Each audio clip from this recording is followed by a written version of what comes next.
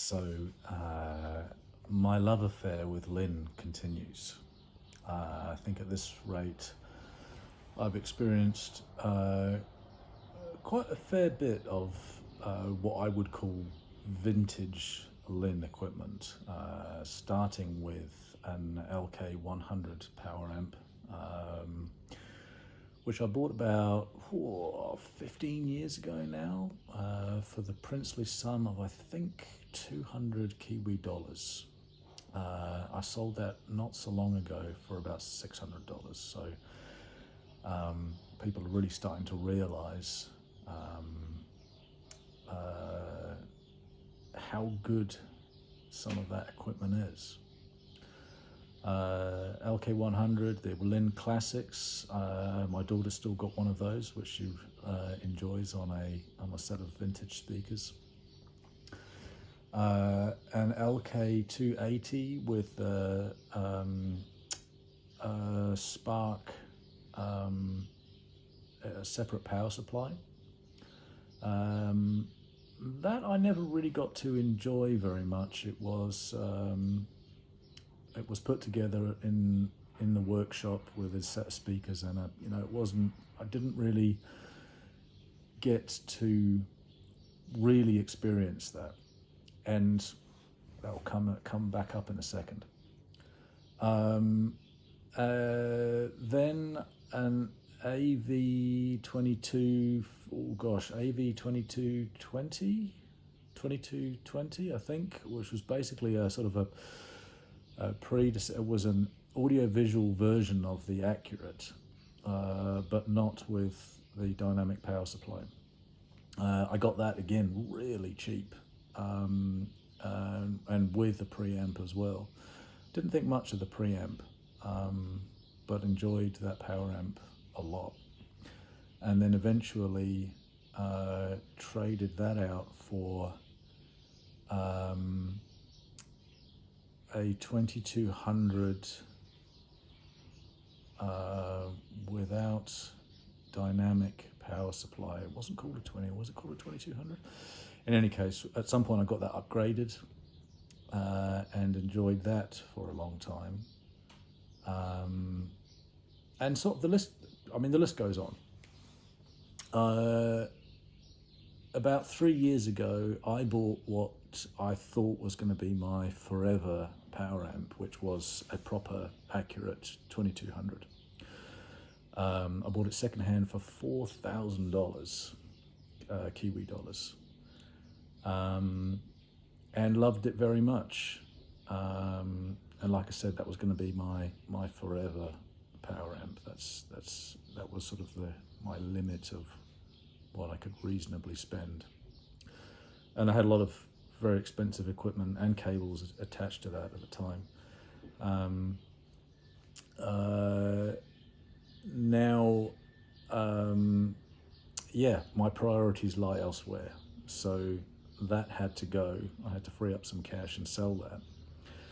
And I needed something to replace it. And rather happily, on Trade Me, which is the Kiwi equivalent of eBay, came up another LK280, which I bought for an order of magnitude less. So I managed to sell the 2200 for 4,000 Kiwi dollars. I bought this for $400, and I think it is an absolute steal. So here it is.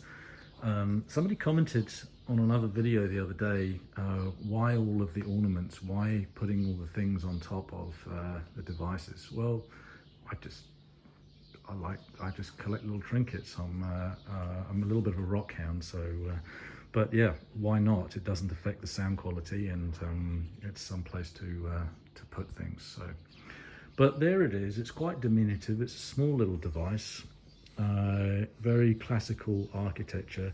At some point I'll open this up inside and you can see how robust these units are. This thing must be getting on for 20 years old now. The whole system is currently on, and there is not a peep coming from the tweeters. Absolutely nothing at all. So As far as I can tell, all the capacitors inside are in pretty good nick because yeah, it's just not bleeding anything. This, I think, is the reason why these particular amps are so cheap. You've got these BFA style speaker terminals, which I think people are generally a little bit afraid of because they can't fit wires in there, but it's not a big deal. You just put a banana plug on and jobs are good. But then you have these XLR style connectors, and for whatever reason, Linn have decided that they have gone with an unorthodox termination style. So you do need the right connectors for this. So this was originally supplied with this here. So there's a set of XLR connectors that will connect this to is it the LK1 preamp, but this is sort of the cheater version with the single-ended terminals here. I don't like how this has been put together. It just feels to me a little bit agricultural, a little bit homegrown. So I was going to change that because at the time I had this tube buffer connected, which is single-ended, and I'll do a whole post. I haven't done a post on this yet, but I will do. But anyway, so I plugged this in with these cables, expecting to have a bit of a downgrade, or at the very least a sidestep, and I'm absolutely blown away by how this thing sounds. It is so delicious. It's really, I'm going to flip you around and talk to you. It's so smooth and organic, and those Accurates, those 2200s, they do have a reputation for being very clinical and dry, and for a long time I really enjoyed that, but it is tricky. It's tricky to marry up that amp with something that gives it enough color just to stop it from being such a cold-hearted device.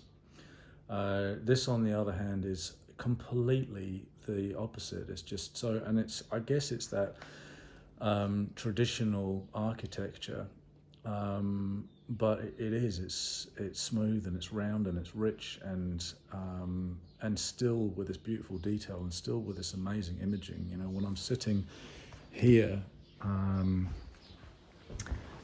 and listening to sounds whizzing across my living room, and you know, there's beautiful pictures that I can see from here, that I can see with my ears. So you know, the imaging is all there. The sound stage is unbelievably wide, and you know, almost at 180 degrees. It's crazy what you can hear. But then also this beautiful, quite full central image of vocals right there. So, but I'm not going to put that all down to the amplifier. I'm going to put it down to combination as well, as one should. Now, this was a bit scary. These custom speakers now, so you're looking at a tweeter, a mid, and two bass drivers.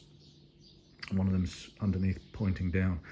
The way I've put this together, it's now really low impedance. We're talking like sub 4 ohms. So I was a little bit nervous about how this Wii amplifier was going to handle it, and it's handling it beautifully. And then, so I'm using the DAC here as my preamp. So, and I'm still very fond of this DAC. And I find it very convenient to use as a preamp. I'm sort of going through that phase of the least amount of stages. The best stage is no stage at all. So we've literally got this connected, and rather delightfully, it has balanced outputs. So I built my own set of cables using these Nutric connectors, and the Cobra. So this is an Audio Quest Cobra cable. Now someone's going to look at this and go, "Oh my God, you heathen! How could you do this?" But it was a very long cable. I think it was about 2 meters long, and I didn't need a cable that long, so I've used it. This is the third time now, but you can see inside, or you might be able to see, it lends itself really well to a balanced cable. It's got these one, two, three, and they are hollow tubes with this solid copper inside. Works really nicely. So yeah, to do that, and when I put that together, it just leveled up once more. This is the first time that I've really experienced the benefit of a balanced connection. I've played with them so many times before and never really felt or heard a noticeable difference in sound, but this time it just blew me away. It's just absolutely fantastic. Everything is just clearer and crisper, and again, yeah, analog, and deliciously analog and organic. So long story short, I'm absolutely delighted with it. I've got a way less money invested in this, 400 Kiwi dollars, for an amplifier that actually in the end I'm more pleased with than the mighty 2200 that it's replaced. So there we go. Like I said, at some point I'll open this up and tell you. I will tell you this now actually. So there's always, these were essentially, I think handcrafted is perhaps a little bit optimistic, but they've got these little labels in there saying it was assembled by Jock McDonald or yes, you know, some Scotsman in Glasgow. Can you imagine though, in sort of the 90s, what is it, 80s, 90s, sorry, the truck going by, in Glasgow, this workforce there, he probably had a pint of heavy sat on the table and a massive ashtray full of cigarettes, and there's one dangling out of his mouth as he's putting this thing together. So, you know, the idea that it was lovingly assembled by some technician at Linn, I reckon perhaps a little bit more crude than that, but there we go.